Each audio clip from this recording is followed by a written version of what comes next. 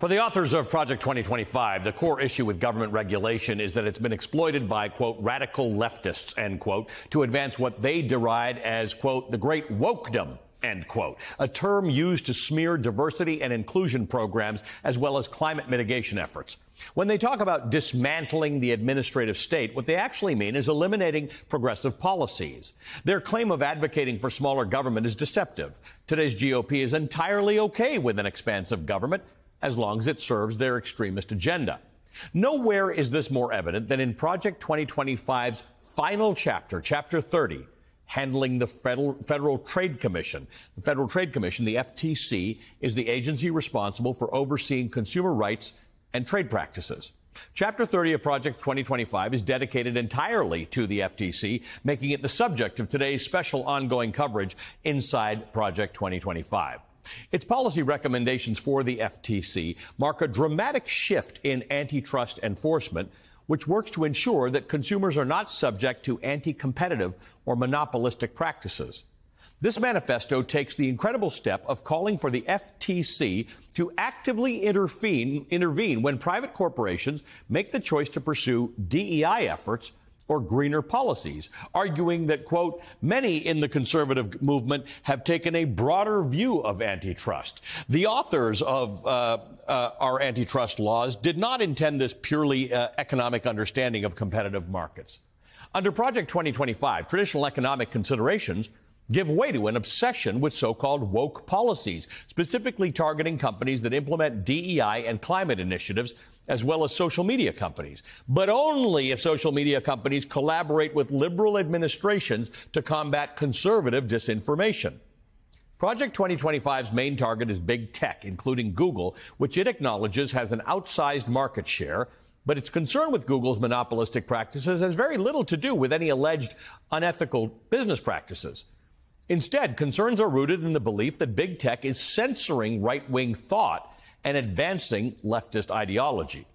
Multiple right-wing pundits and lawmakers have faced social media suspensions or bans in recent years for offenses related to election and COVID-19 disinformation.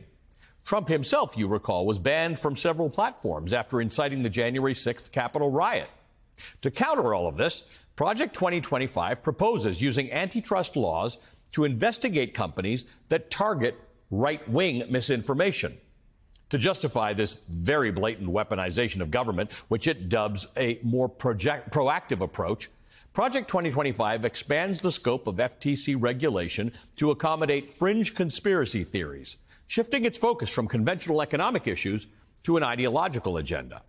For example, collusion, traditionally understood as two parties or more conspiring to limit supply of a product, which increased cost to the consumer, or the sharing of non-public information, is reinterpreted in Project 2025 to apply to big tech's alleged censorship of right-wing content. Project 2025 accuses internet platforms of colluding with the Biden administration, quote, to censor criticism, scientific fact, and uncomfortable political truths. Project 2025 goes so far as to reinterpret unfair trade practices to target companies that invest in diversity programs or climate initiatives.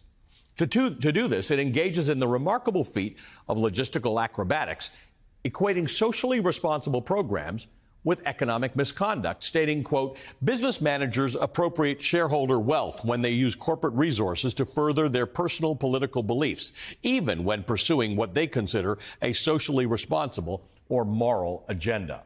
Congress should investigate these practices as a cover for anti-competitive activity and possible unfair trade practices. Now, recognizing that their proposals contradict traditional conservative views on limited government, Project 2025 justifies this radical departure by concluding that the only way to undo leftist woke policies is to unleash MAGA forces. Quote, conservatives cannot unilaterally disarm and fail to use the power of government to further a conservative agenda unless conservatives take a firm hand to the bureaucracy and marshal its power to defend a freedom-promoting agenda. Nothing will stop the bureaucracy's anti-free markets leftist march. In fact, DEI initiatives have been shown to help a company's bottom line. Studies find that DEI efforts improve company culture and increases business success when correctly implemented. So when Project 2025 claims that equity programs threaten democratic notions, it's crucial to understand that its authors are redefining the meaning of democracy itself. Why else would the right want to criminalize corporate efforts to diversify their ranks? Their aim is to roll back hard-won progress.